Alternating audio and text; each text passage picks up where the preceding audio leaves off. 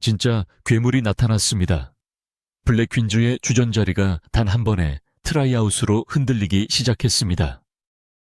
시속 110km의 강속구를 던진 창던지기 출신 지원자 외야에서 노바운드 송구를 꽂은 야구 경력자.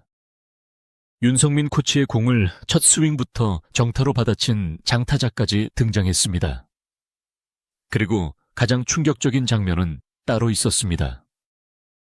시즌 1에서 6할 타자로 불리며 블랙퀸즈 공격의 중심을 맡았던 송가가 신입 투수와의 맞대결에서 제대로 배트를 마치지 못한 채 삼진으로 물러난 것입니다. 이 장면 하나만으로도 시즌 2의 경쟁이 얼마나 잔인해졌는지 충분히 설명됩니다. 채널A가 공개한 시즌 이 트라이아웃의 규모는 예상보다 훨씬 컸습니다. 지원자는 모두 308명, 출신 종목은 47개에 달했습니다. 야구 경험이 있는 선수만 모인 것이 아니었습니다. 육상 테니스 창던지기 격투 종목, 구기 종목 등 서로 다른 운동을 해온 여성 선수들이 블랙퀸즈의 새 유니폼을 목표로 모였습니다. 이 가운데 사전 테스트를 통과해 현장 평가까지 올라온 인원은 단 18명, 최종 엔트리에 들어갈 수 있는 선수는 오직 3명이었습니다. 계산하면 최종 현장 참가자 6명 중 1명만 살아남는 구조입니다. 이번 선발전이 더 특별한 이유는 장소에도 있습니다. 트라이아웃은 시즌 1 원년 멤버들이 처음 입단 테스트를 치렀던 바로 그 야구장에서 다시 열렸습니다. 과거에는 김오나 송아, 장수영 김민지, 김성년 아야카를 비롯한 스포츠 스타들이 야구 초보자로 평가받았습니다. 그러나 이번에는 상황이 완전히 뒤집혔습니다. 기존 선수들이 관중석과 더그아웃에서 신입 지원자들을 지켜보며 자신의 자리를 걱정해야 했습니다. 출발점이었던 장소가 이제는 생존 경쟁의 무대로 바뀐 것입니다. 추신수 감독이 이번 트라이아웃을 가볍게 볼 수 없었던 이유도 분명합니다. 블랙퀸즈는 시즌 1 공식 경기에서 4승 4패를 기록했습니다. 절반의 승률은 창단 첫 시즌이라는 점에서 의미가 있었지만 시즌 2에 제시된 기준은 훨씬 높아졌습니다. 목표는 승률 6할. 이 목표를 달성하지 못하면 팀 해체라는 조건까지 걸렸습니다. 국내 여자 야구팀뿐 아니라 일본과 대만의 사회인 야구팀을 상대로 한 국제전도 예고됐습니다.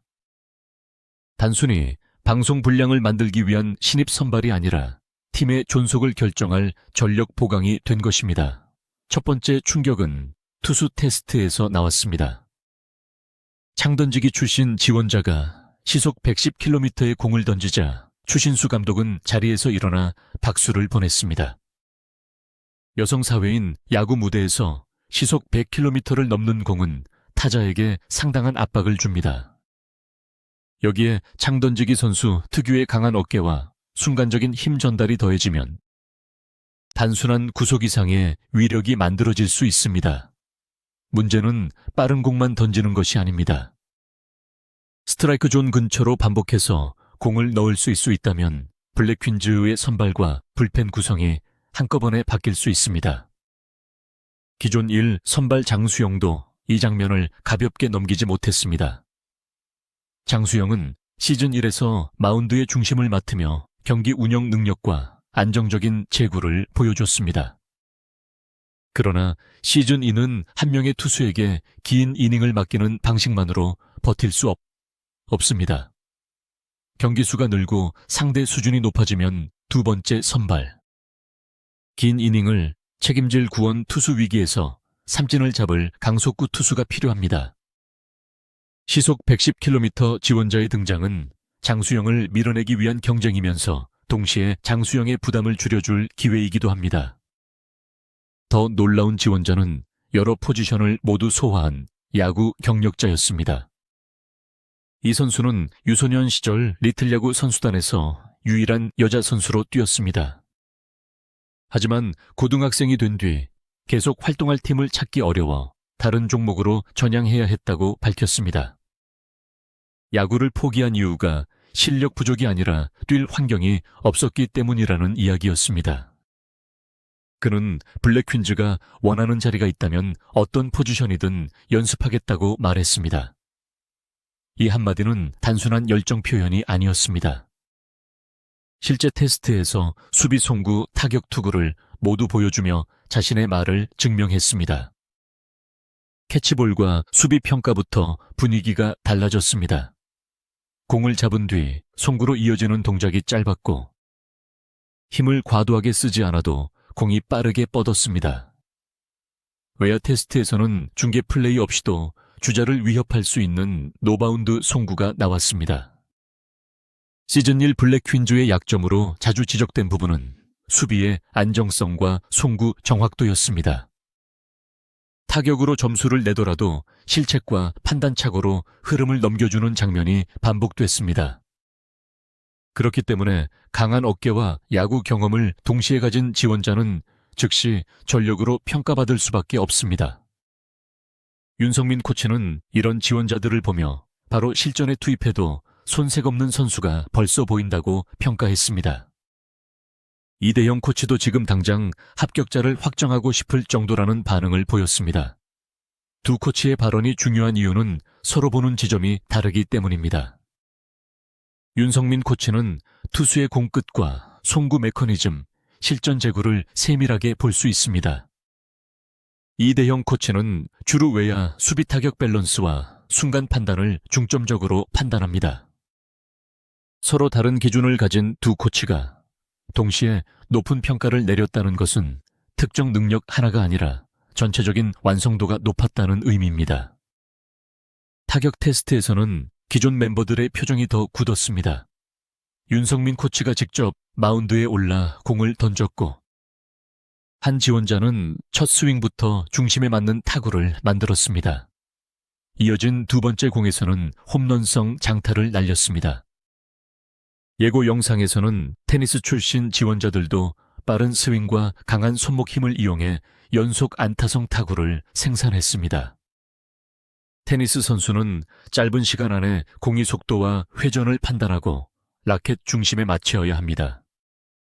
이 감각이 야구 배트에 적응되면 초구부터 과감하게 스윙하는 공격형 타자로 발전할 가능성이 큽니다. 김호나는 한 지원자의 타격을 본 뒤 자신보다 더 잘 치는 것 같다고 말했습니다. 추신수 감독도 자신이 좋아하는 타격 자세라며 만족감을 드러냈습니다. 추 감독이 주목한 것은 단순히 멀리 날아간 결과만이 아니었을 가능성이 큽니다. 타격 자세가 안정적이고 하체에서 시작된 힘이 몸통과 배트로 자연스럽게 전달되며 공을 끝까지 보는 선수가 실전에서도 반복성을 만들 수 있기 때문입니다. 한 번의 장타는 우연일 수 있지만 같은 자세로 여러 번 강한 타구를 만들면 이야기는 달라집니다. 송아에게는 가장 직접적인 위협이 됐습니다. 송가는 테니스 선수 출신이라는 강점을 살려 빠른 공에 반응했고 시즌 1에서 블랙 퀸즈의 핵심 타자로 성장했습니다. 그래서 트라이아웃의 테니스 출신 장타자들이 대거 등장한 순간부터 자연스럽게 비교가 시작됐습니다. 이대형 코치는 강한 타격을 보여준 지원자를 보며 송가가 보이지 않는다. 이제 송가의 시대가 끝났다는 취지의 농담까지 던졌습니다. 웃음을 위한 말이었지만 세 선수의 기량이 그만큼 강했다는 뜻이기도 합니다. 결정적인 장면은 투타 맞대결이었습니다. 송가가 신입 투수를 상대로 타석에 섰습니다. 시즌 1에서 어떤 투수를 만나도 쉽게 밀리지 않던 타자였지만 이번에는 공의 속도와 제구의 타이밍을 맞추지 못했습니다. 결국 삼진. 송가는 그대로 주저앉았고 현장에서는 환호와 탄식이 동시에 터졌습니다. 장수용도 상대 지원자의 정확한 제구에 박수를 보냈습니다. 추신수 감독은 왜 이제야 나타났느냐는 반응으로 강한 관심을 드러냈습니다. 기존 에이스 투수와 중심 타자가 동시에 인정한 순간 이 지원자는 단순한 참가자가 아니라 선발 경쟁의 중심으로 올라섰습니다. 포수 경쟁도 중요한 변수입니다. 시즌 2 테스트에서는 육상 출신 김민지가 1루 주자로 나서고 포수 지원자가 도루 저지 능력을 시험받는 장면이 예고됐습니다. 김민지는 블랙 퀸즈에서도 가장 빠른 주자 중 한 명입니다.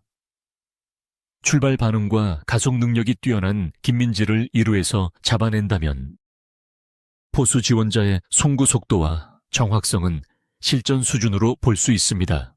포수는 공을 잘 받는 것만으로 평가되지 않습니다.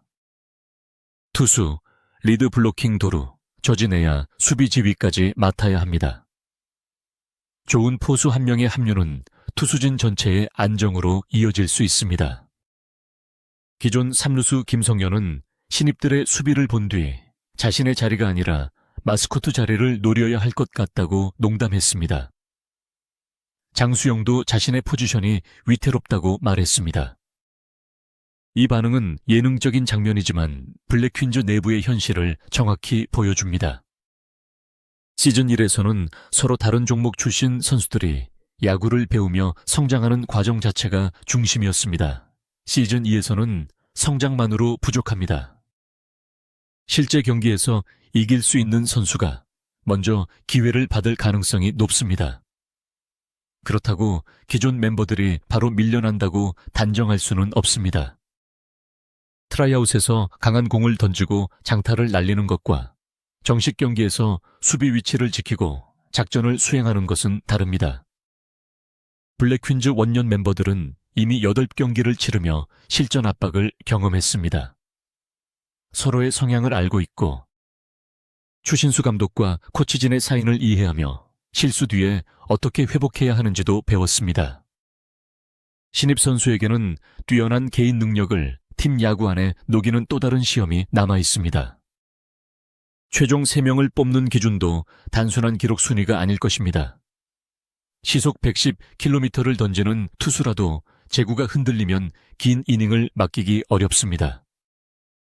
홈런성 타구를 날리는 타자라도 변화구 대처와 주루 판단이 부족하면 선발 출전이 제한될 수 있습니다.